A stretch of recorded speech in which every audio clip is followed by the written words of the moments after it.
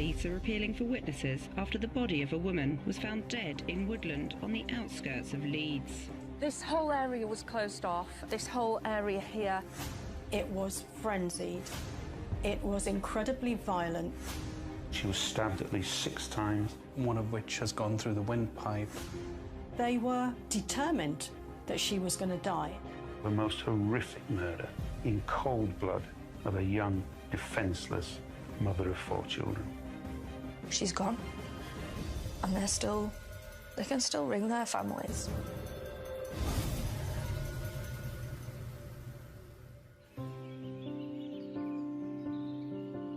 On the outskirts of Leeds lies the parish of Potter Newton, close enough to the hubbub of the city centre, yet a stone's throw from the family-friendly suburb of Chapel Allerton. There's a real mix of people, a real mix of housing. It's the kind of place where you probably give your neighbours a wave, have a quick chat with them, and it is the kind of place where anyone would want to live. It was sort of an up-and-coming area. There's boutique-y type shops and younger, new demographic of people. The mix of city centre life and village atmosphere was a draw for 26-year-old Sinead Wooding. Sinead had 4 children. She had 2 children with one partner who she separated from at an early age, and then she went on to have 2 more children with her husband, Akshar Ali. It was important to Sinead to have a place she could call home. She had had a fairly unsettled childhood. At the age of 4, she moved to live with her dad and half-sister, Natalie. She was so dainty, so tiny. I remember when she came home, she was 4, and she's just looking at me. She was just so tiny with these big brown eyes. She was a sweet, fun-loving little girl. When Sinead got a bit older, she was quite feisty. She used to get me into trouble a lot, all the time. Everything was always my fault. It was just normal sibling rivalry and normal sibling love. She drove me insane sometimes, and we'd argue, but I would never, ever let anybody else hurt her, ever. I adored her.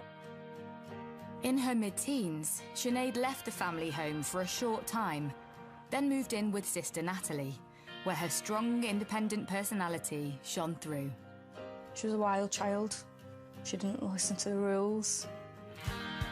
She didn't want to listen to my rules of having to come in at a certain time and keep her room tidy and do chores. She didn't want any of that, so she ended up moving back out. When Sinead was 17, she moved to London, met a man and went on to have 2 children.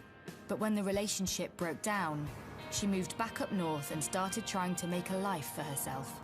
I know that she did do a bricklaying course, which quite fitting really at that particular point because she was still very tomboyish. Sinead, from a very early age, was a bit of a tomboy. She loved football. She also did have a good work ethic. She did a bricklaying and plastering course. She also worked in a garage as a mechanic. And I think the latest career she pursued was hairdressing, which she trained in. As part of her bid to make a better life for herself and her children, Sinead made a big decision. She had converted to the Muslim faith. There was a suggestion that the main reason she converted was because she wanted to get away from the alcohol. She wanted to use that as a means to stop drinking for the sake of her children, who she absolutely doted on. So we had loads of conversations about it, and I asked her why. She just said that it's just what she wanted. She couldn't give you a full explanation over why. She just said that she prefers to live that way.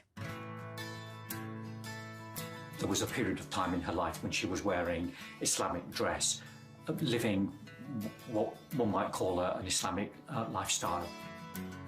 And it was while living her new life that Sinead met her new man.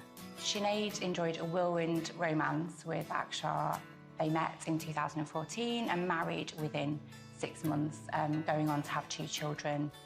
Akshar was a doting husband, a doting father, and they seemed to have the perfect marriage. Akshar was about a year older than Sinead, so 27. that he'd been working on some sort of a market stall selling fast food. She'd met him by chance. They'd become close and had gone through some sort of an Islamic wedding. And friends started to notice how this new lifestyle and the security it brought her and her children suited Sinead. She adored her children. She brought happiness to the room when she walked in. She seemed to be happy. She said that he was good with the kids. He provided for her, he supported her. She didn't want for anything. Life with 4 young children was hectic, but Sinead and Akshar still managed to find time for themselves. She loved to have a drink and a dance and singing, and yeah, she liked all about it. And on the 11th of May 2017, the couple were invited out to a party at the home of a friend, Yasmin Ahmed, a few miles away. Sinead, Akshar and the children all went into the house. The atmosphere was very nice. But just a few hours later, the atmosphere at the party changed. Guests at the party heard Akshar and Sinead arguing in the kitchen. And then Akshar told guests that she'd gone home. With Sinead having stormed out of the party, Akshar is left to round up the children and take them home. But Sinead was not there. In fact, Sinead didn't come home over the weekend, leaving her concerned husband no choice but to report her missing. Akshar Ali said he didn't know where she was, that she made a habit of just disappearing, they'd had an argument, and that he was worried about her as well. He'd been trying to text her to find out where she was, that the kids were worried about her. Concern for Sinead's well-being grows among her husband, sister Katie, and children. Where had she gone to after leaving the party? And why had she not been in contact?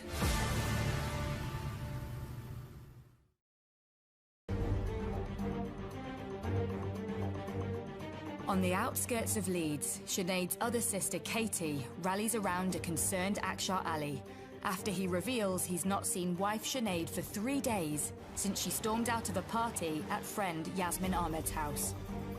And he said that they'd fallen out, that Sinead had got drunk, and that she stormed out of the house and he hadn't seen her since. Having reported Sinead missing to the police, they need to look into her background. Did she often disappear? Who might she have met? Was she hiding any secrets? Sinead had been reported missing, and the first thing the police will do is a kind of a victimology.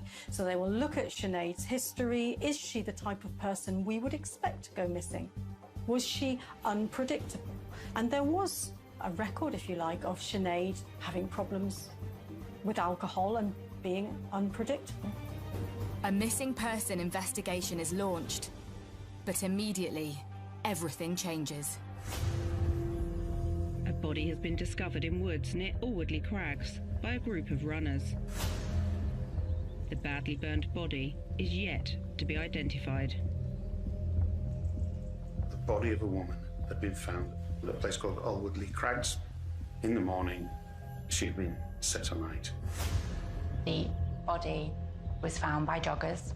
That body had been wrapped up in a duvet, trussed up with wire, doused in petrol and set alight, where it was found by the joggers. The body had been badly burned and in fact was still smouldering. Immediately, police launch a murder investigation. The initial response of the police, of course, would be to cordon the area off. They know a woman has been murdered, and the job is not just to find out who she was, but how she died. This whole area was closed off. This whole area here, all the car park was closed off. There was tape everywhere. It was all cordoned off. And then eventually they got out all of the bracken and all the undergrowth, and it was all pulled into the car park, I suspect, to be checked through. News of the murder soon spreads. Chaplallerton, you don't expect anything like that to happen there. It's really middle class. Like, you know, you don't expect people's houses to get broken into, never mind to have a murder down the road from that area. It's bizarre. It was a very shocking crime at the time, not something that happens around here. So I think a lot of people were obviously very worried that somebody in the community could do something like that. Killing somebody in that way, burning a body. People were very, very concerned that somebody out there who could come in here or come to any shop in Chapel Allerton. Yeah, very worrying, really. Police cordon off the crime scene and the body is taken for a post-mortem to identify the victim and establish a cause of death. Fortunately for the police, although most of the body was burnt and damaged, the left thumbprint was not damaged by charring or burning, and they took a print from that and were able to identify the body of the unknown individual as that of Sinead Wooding.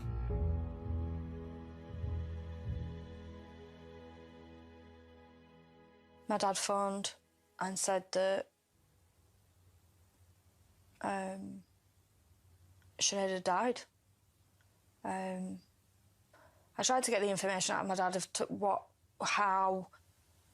When the liaison officers came round to see me, they sat me down and said that Sinead had been murdered.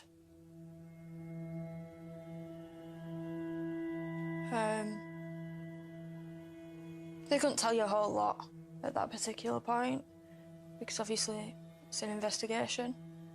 They just said that she'd been found and where she'd been found. By some joggers in the early morning. It was difficult. Very difficult.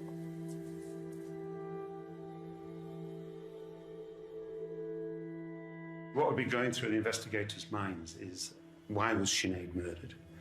They won't have known how she was murdered. What they will know is that for some reason her body was bound by wire, wrapped in a duvet and set alight. That's actually quite unusual in the UK. And there could be all sorts of reasons. To hide the wounds, to burn any trace evidence of the murderers. It might have been to hide the fact that she was who she was, to completely hide her identity, who knows? The first thing that you need to do as a pathologist is to initially assess that body, look at the degree of damage, look at what evidence may still be available, and then, as quickly as is practical, to move on to answering the question, has this person died because of the fire, or is this fire an attempt to destroy a body or conceal evidence? Initial examinations of Sinead's body give police a crucial piece of information. Sinead hadn't been murdered where her body had been found. It was quite clear from what the post-mortem examination found that she had to have been killed elsewhere and then taken there by somebody. So where had Sinead been killed, and how? Police desperately need to know where Sinead disappeared to after leaving the party. As the examination of that body goes on, the injuries, the stab wounds will begin to reveal themselves. There is 6 stab wounds, one of which has gone through the windpipe, and we have head injuries in keeping with the use of a claw hammer. Given the absence of defensive-type injuries to the hands and arms, the story here is an assault to the head, followed by a stabbing when the person is unable to get that knife away from the assailant. It's the logical sequence that would follow from the injuries present. It hits you like a ton of bricks, and it kind of feels like everything around you is in slow motion. Everything seems to slow down, and you can't seem to function.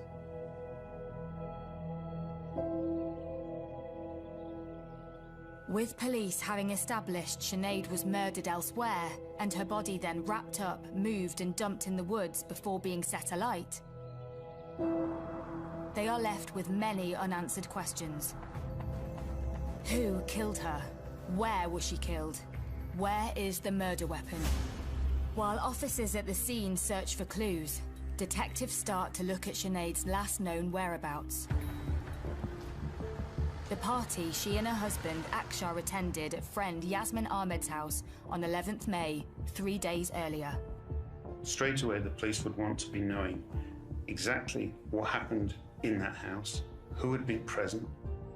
Sinead, Akshar and the children all went into the house. Everything's going very well. Everybody's getting on.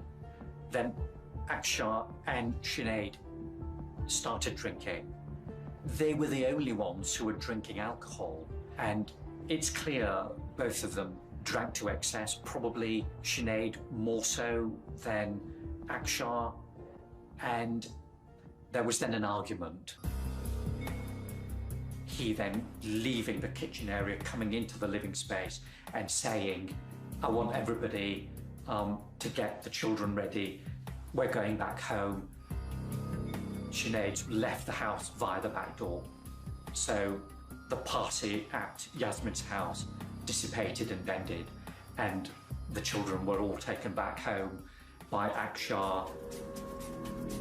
But when Akshar returned home, Sinead was not there.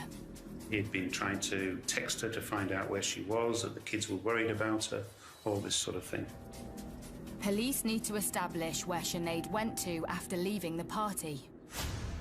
But then a discovery is made at the woods, close to where Sinead's body was found. The police found a piece of paper, a petrol receipt. They were able to identify the petrol station where the car had filled up. They got the CCTV, identified the car. Police discover CCTV footage of the car being driven through the streets of Potter Newton late on Saturday, 13th of May. Could this be the car which transported Sinead's trussed-up body to the woods before being set alight? Police seize the car for forensic examination. Is there sign of Sinead having been inside? And any clues as to who was driving? I was the on-call biologist for the northeast of England that day. A call came in. It was about examination of a vehicle. We went out to look at a Volkswagen Golf. That was believed to have been used to transport Sinead Wooding's body to the deposition site. The blood staining that was found in the vehicle was sampled and then it was submitted to the laboratory. When it was in the lab, we actually sent it for DNA analysis, and we got a full DNA profile from that blood staining. The DNA profile matched that of Sinead Wooding. The owners of the car are questioned, but have an alibi for the night of Sinead's disappearance. However, they admit to police that on the night of Saturday, 13th of May, they had lent the car to a friend. Asim Ali, the brother of Akshar. Police have arrested a 27-year-old man on suspicion of the murder of Sinead Wooding. The police liaison officers informed me that they'd arrested Akshar Ali.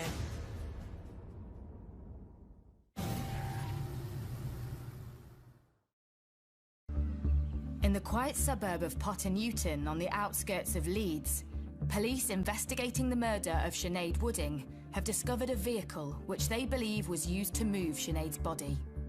It showed that a small amount of blood from her was present on the boot seal of the car, and therefore one explanation, if she had indeed been concealed in wrappings and then placed in the boot of the vehicle, is that only a small amount of blood had been transferred onto the boot seal. Having discovered the car was lent to Akshar Ali's brother Asim the night before Sinead's body was found, both men are arrested, sending shockwaves through the community. Yeah, it's really shocking that there was a murderer working at the market. You just don't think that that kind of thing can happen around you. You see it on the news and it's removed from you. It's not part of your world, and the next thing, you know, they're nearby. Police may believe they have the right people in custody, but still have no idea as to where Sinead was murdered and why.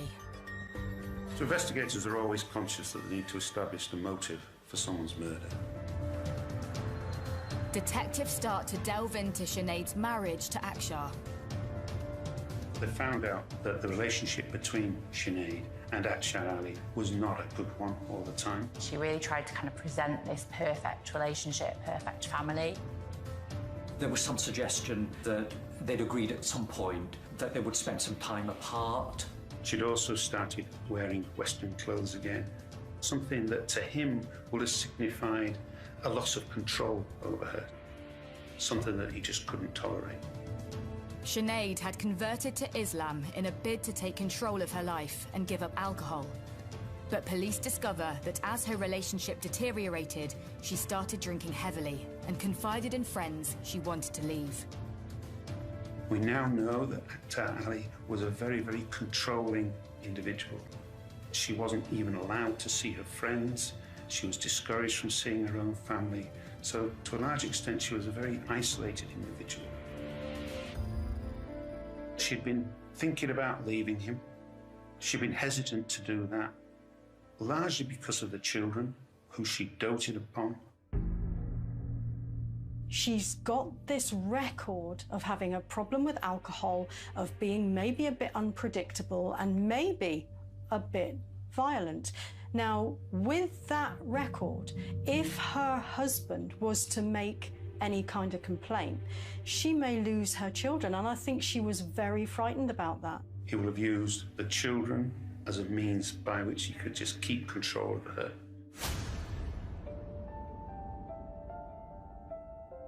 Police believe they have their man, but still have no idea where Sinead was killed. They trace back to her last known movements. On 10th of May 2017, Sinead made a call to West Yorkshire Police. She said that her husband was making malicious calls and sending malicious texts to her. They spoke to her on the telephone in the early hours of the following morning, when she was able to assure them that she was fit and well and that the children were safe. The next day, Sinead went house hunting with a friend. On her return, Akshar said they were going to a party at Yasmin's house. She, Akshar, and the 4 children then made their way to Yasmin's. It was the last time anyone was to see Sinead. He said that they'd fallen out, that Sinead had got drunk, and that she stormed out of the house and he hadn't seen her since. Police had verified the arguments. Guests at the party heard Akshar and Sinead arguing. And then somebody said, look, if you're going to argue, go into the kitchen. So now Akshar and Sinead could only be heard behind the kitchen door, going at it, no doubt, hammer and tongs. And there'd been a loud bang heard, which had caused Yasmin to go into the kitchen to see what was going on. She came back out again a few minutes later, saying, oh, it's just Sinead, she's drunk, she's bumped into something, there's nothing to worry about, and the party carried on. Akshar maintained that following the argument at the party, Sinead vanished. But now police start to ask, did Sinead really leave the party? Having identified Akshar Ali, the police spoke to Yasmin, and it became clear that the 2 people who had last seen Sinead before she died were Akshar Ali and Yasmin Ahmed, and that the location at which they'd been was Yasmin Ahmed's home. And so the police then targeted Yasmin's home as being the most likely location at which Sinead had been murdered. 2 days after the discovery of Sinead's body in Woodland, crime scene investigators swarm Yasmin's house. The fact that some people who had been at the party were saying that they did hear a loud bang and that they didn't see Sinead after that. The police very, very quickly decided, we're going to get into that house and we're going to search it, and search it thoroughly. But what they discover is disappointing. The initial police and forensic examination found no trace of Sinead having been attacked in the kitchen. There was no blood or anything like that.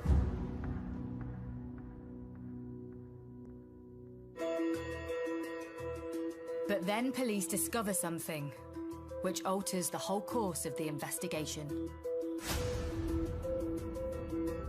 The entrance to the cellar was only discovered through the tenacity of the police search team, because it won't have been obvious that it was there. When they looked into the cellar, they saw an immediate drop onto a concrete or stone floor of about 8 foot. So they will be thinking then, if Sinead had been put in there, she's had a serious fall and will have been injured in there and kept in there for quite a period of time. We had been informed that a blood dog had been into the cellar along with the crime scene investigators, and they had identified what they believed to be blood staining. In particular, a large area of blood staining on the middle of the cellar floor. We were asked to go out to determine whether or not Sinead Wooding had been assaulted within the cellar. Forensic investigators carry out intense searches of the cellar. You could see that there was a large blood stain in the middle of the cellar floor. It was dark brown. It looked like it had been wiped or cleaned in some way, but certainly it gave us a positive reaction in a test for blood. And in my opinion, somebody had really been laid there for a period of time whilst injured and bleeding. As we were looking at this blood staining, it became evident that there had been some attempts to clean the walls as well. Certainly there was a walled black paint at the bottom and cream paint at the top. The cream paint looked very clean compared to other surfaces, and there was some scoring in the paint as well, which suggests it might have been cleaned with a scourer. Once we got our bearings in the cellar, we could actually see that blood had been distributed on the walls, in particular around the foot of the ladder. It was characteristic of impact spatter. There were clear blood spatter patterns, and that in itself tells you there have been impacts into wet blood. The size of the droplets will be telling you how hard that impact is likely to be. The direction that they've flown will tell you something about whether somebody was moving or stationary. We tested blood staining from that area, and the blood staining was found to match that of Sinead Wooding. So my assessment of what happened in that kitchen is that Sinead was attacked in there, probably after an argument, and bundled into the cellar, where she fell to the floor some 8 foot below onto a hard surface. I think she was alive, and I think she was then murdered sometime afterwards in cold blood. We know she was stabbed at least 6 times. We know she was hit on the head at least twice, presumably using a claw hammer and a knife. Police now believe Sinead was killed in the cellar. Her body left there for 2 days, before being wrapped in a duvet, dumped in woodland and set alight. The cellar was then cleaned in a bid to remove all evidence of a murder. Police believe Akshar could not have carried out the crime alone, and arrest Yasmin Ahmed. Akshar Ali and Yasmin Ahmed were subjected to interviews over the following 2 or 3 days. Neither of them admitted their part in killing Sinead. They said they had no idea what had happened. By this stage, the police knew that a concerted effort had been made to clean up the crime scene. Who did that? Police also arrested a woman by the name of Vicky Briggs, who actually lived with Yasmin Ahmed. Police now have 5 people in custody. Akshar Ali and Yasmin Ahmed on suspicion of murdering Sinead Wooding, plus Yasmin's housemaid Vicky Briggs, Ali's brother Asim, and 1 other on suspicion of assisting an offender. But why would Yasmin Ahmed kill her own friend, Sinead? Police soon discover that while Akshar's relationship with his wife was breaking down, he was growing closer to mum of 3, Yasmin. They became really close friends, and there was this issue as to whether they were involved in a relationship. Sinead was unhappy that Akshar, when he was going home from work, used to go and see Yasmin first, used to spend a lot of time at her house. And that did lead to some conflict between Akshar and Sinead, because Sinead was, let's say, jealous that there was something going on between them. a sexual relationship. Were Akshar and Yasmin having an affair? Had they wanted Sinead out of the way? As both are charged with murder, the question remains: who dealt the fatal blows?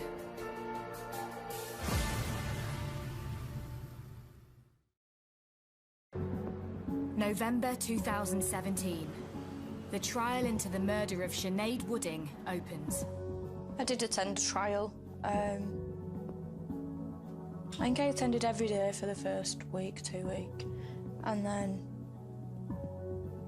I couldn't keep going anymore.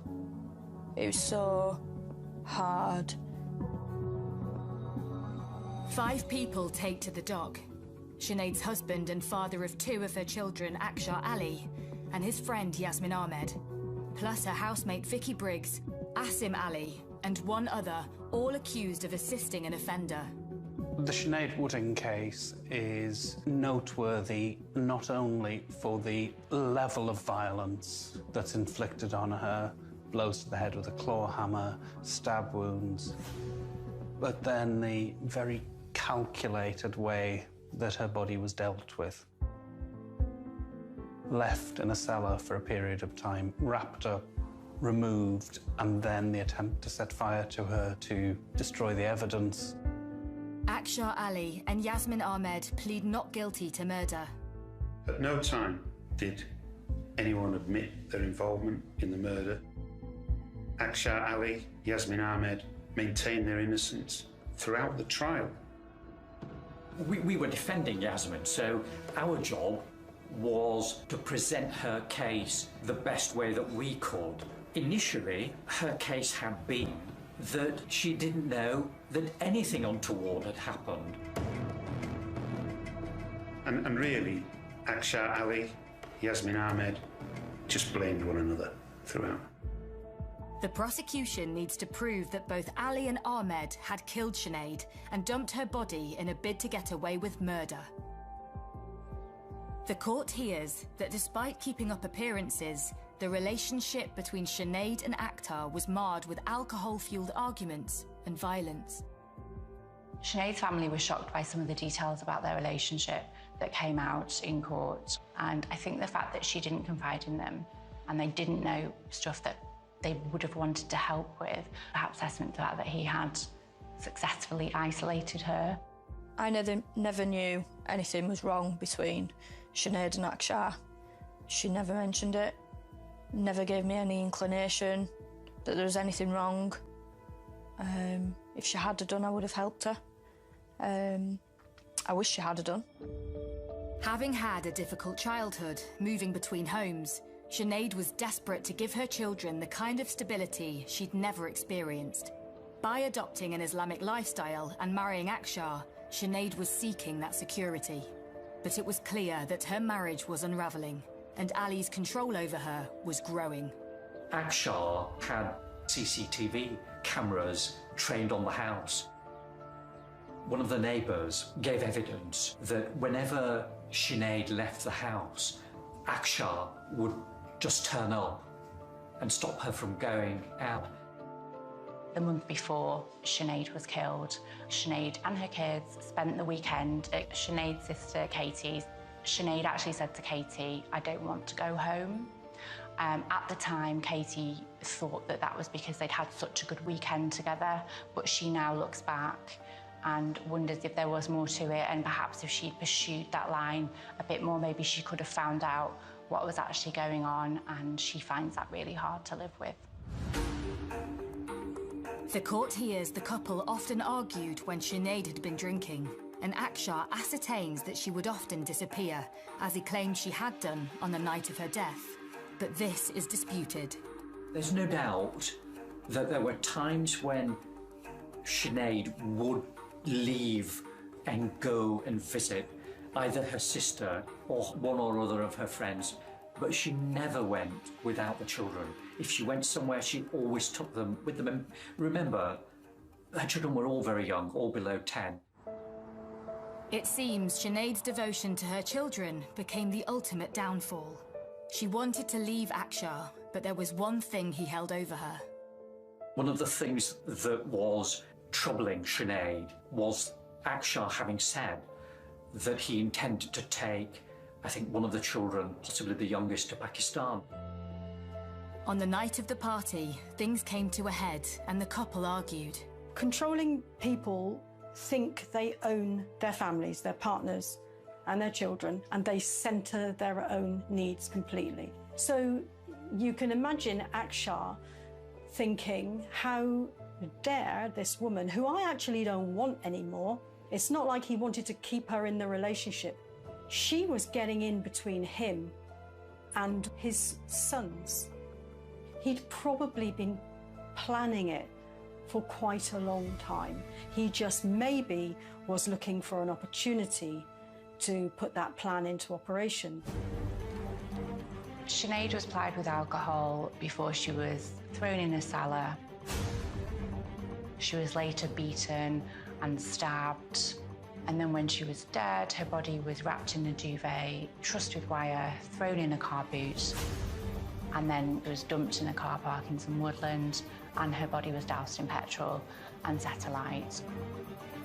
Despite speculation surrounding the couple's relationship, Akshar pleads his innocence and has a theory as to who killed the mother of his children. Akshar's story that he and Sinead had the argument that the other people in the house had overheard, and she had just stormed off. And that was the last he saw of her. He said the only logical explanation for Sinead's body having been at some point in the basement of Yasmin's house was that at some point Sinead must have come back to Yasmin's house. And it must have been Yasmin who murdered her. Akshar Ali believed there was no scientific evidence linking him to the killing, and the killing happened in Yasmin's house. Realising she was now in the frame, Yasmin changes her story. Her case was she played no part in the actual murder itself, that she had become involved in cleaning up the cellar.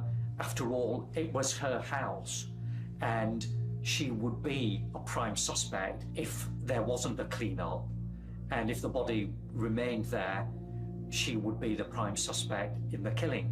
So she had a motive to get rid of the body. But the prosecution's case remains that both Yasmin and Ali were involved. Sinead did confide in people that she was being assaulted. She did tell people that she was unhappy, and she did articulate to some extent that this was domestic abuse. Sinead was definitely a victim of domestic abuse at the hands of Akshar Ali. There was a controlling bully. There's no doubt in my mind that he coerced and controlled Sinead for most of the time that they were together. He will have used the children as a means by which he could just keep control of her. And I think the motive for the murder was that ultimately she had had enough and decided that she was going to leave him. The jury sees CCTV footage from the night of the 13th of May 2017, which caught Yasmin and Akshar walking along a road near her house. They then borrowed a car from an acquaintance and moved Sinead's body from Yasmin's house to Alwoodley Crags and set it alight. That footage, along with the evidence at Yasmin's house, is damning. The jury saw through that and quite rightly convicted them both of a most horrific murder of a young, defenseless mother of 4 children. Domestic abuse is a choice, and Akshar Ali chose to be an abusive, controlling partner to Sinead until he lost control, and then, in cold blood, he decided to kill her. Akshar's brother Asim, plus the other defendant, are cleared of helping to assist an offender, but Akshar, Yasmin and Vicky are all found guilty. Akshar Ali and Yasmin Ahmed were both sentenced to life imprisonment, with a recommendation that they serve at least 22 years before they become eligible for parole. Vicky Briggs received 4 years imprisonment for helping cover up the murder. Sinead's family are in court to see her killers face justice. She's gone. And they can still ring their families and speak to their families and say, I love you, or I miss you. Sinead don't get to do that anymore. So I just think, no matter how much time they got, it would never be enough for what they've done. But in the bigger picture, that's a long time. And it's nothing more than they deserve.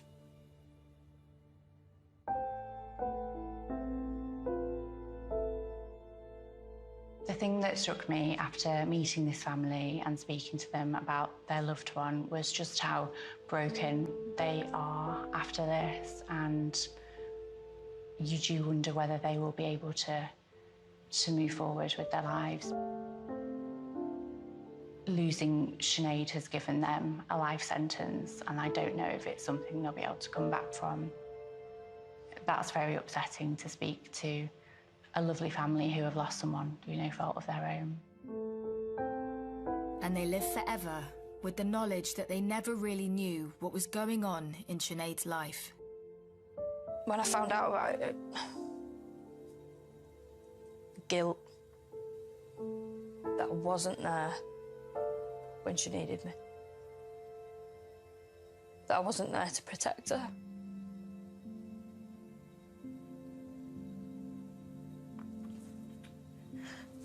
And I should have been, because I'm a big sister. And for Sister Katie, Sinead is always in her thoughts. Always playing with the butterflies, always trying to hide. My beautiful little sister was always by my side. I will always have our memories. I could never say goodbye. Not now, not then, not ever. Forever asking the question why. I will always have our memories. No one will ever see. The moon, the light, the sky at night, no one can take them away from me. I will always love you, Shady, and when I feel that breeze, I will look up to the sky at night. I will always have our memories.